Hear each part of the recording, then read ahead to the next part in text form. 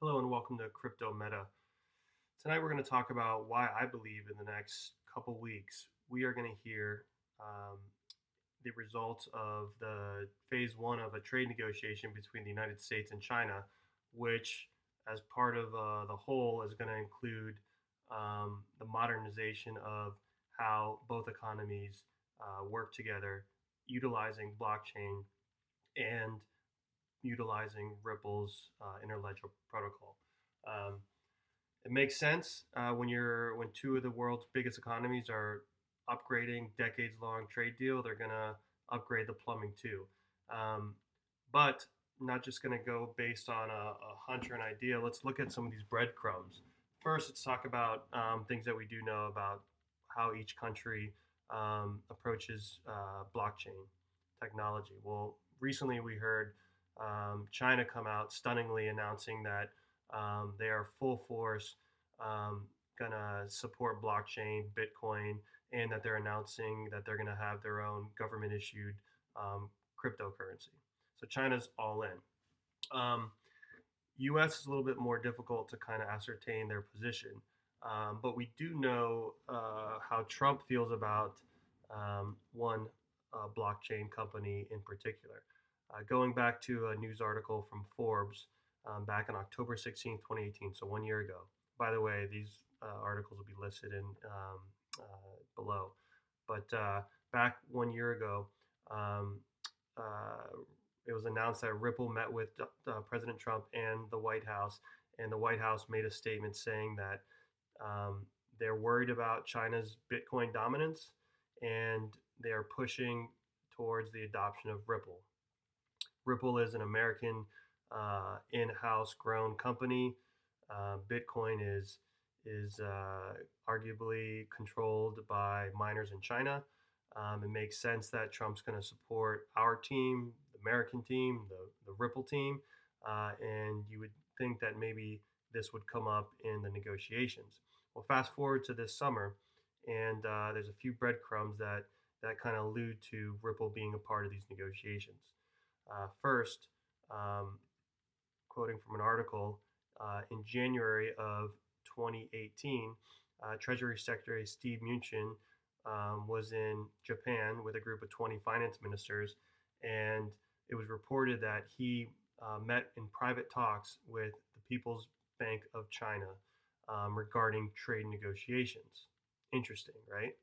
Well, a couple months later, it was reported by Ripple that the People's Bank of China came to San Francisco to Ripple's headquarters to meet with Ripple. Interesting, right? Right after Treasury Secretary Steve Mnuchin meets with the Bank of China about trade talks, within months, they make an envoy to the United States to meet with Ripple. Okay. Um, so now, obviously, this isn't going to be something that's public, right, as of now. But eventually, I think this will be made public.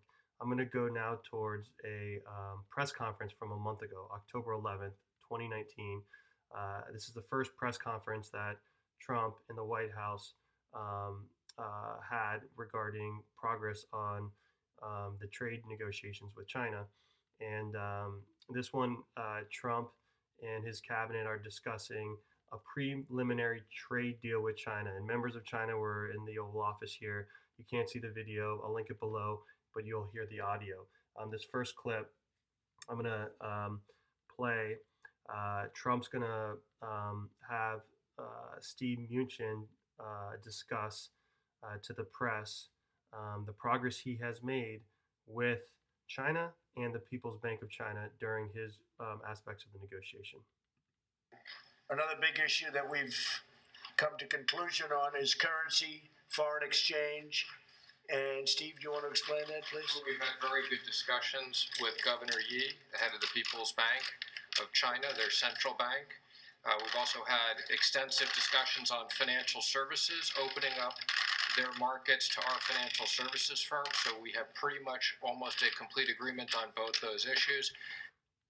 Almost a complete agreement on opening their institutions to our financial service companies, Ripple, okay, or other financial services companies. But as we go on, I'm going to make the argument that they're speaking of Ripple. I mean, we already know that the Bank of China met with a financial service company. They didn't announce meeting with other financial service companies. They met with Ripple, and Steve Mnuchin here says that they made progress. They pretty much have agreement that the institutions will be connected by China allowing one of our financial service companies into China. This next clip I'm going to play. It's from the same press conference. Trump now talks about how banks and financial service companies, i.e., Ripple, will benefit from the trade deal that they will be announcing. Financial services, the banks, and all of the financial services companies will be very, very happy with what we've been able to get. And I think China is going to be very happy because they'll be served very well by these great institutions being able to go into China. And it's going to be a tremendous thing for banks and for financial service companies. Agricultural. I mean, he just can't keep, he can't not kind of plug and financial service companies and financial service companies. Here's another part of the press conference where he further reiterates how financial companies and banks, U.S. based, will benefit from this deal. Farmers, the intellectual property, a lot of areas are covered here that frankly are in great shape. Intellectual property, financial services is going to be a massive boon to the banks and credit card companies. By the way, I like how he mentions a massive boon to the banks and financial service companies. And all of these companies, including ownership interests. You know, before you had to do certain things that made it very difficult for banks and institutions to really go into China. China's really been opened up now for the first time to financial services and to the big banks and credit card companies and other types of financial services. So that's a tremendous thing, and I think we have complete agreement on that. Okay, this next clip I wanna point out talks about how they're taking this monumental problem and they're simplifying it with this solution, i.e., implementing something like the ILP. I think that the currency foreign exchange agreement that we made will be of tremendous benefit, both in terms of the magnitude of it and in terms of the simplicity of what we're able to do. It'll make a very complicated process much simpler. I think that in itself, I just see as something that we've all been working for. So you're taking something that's have monumental difficulties, right? The current structure, and simplifying it. What is the only thing that we have right now that's taking this outdated interbanking interconnectivity that's so outdated, this monumental restructuring and simplifying it? That answer is obviously linking everything through the international interledger protocol, having money move as fast as data. Next clip here talks about how this how the negotiations change because a lot has happened within a year. A lot that happens within that last year that changed the negotiation is cryptocurrency became at that governmental international level.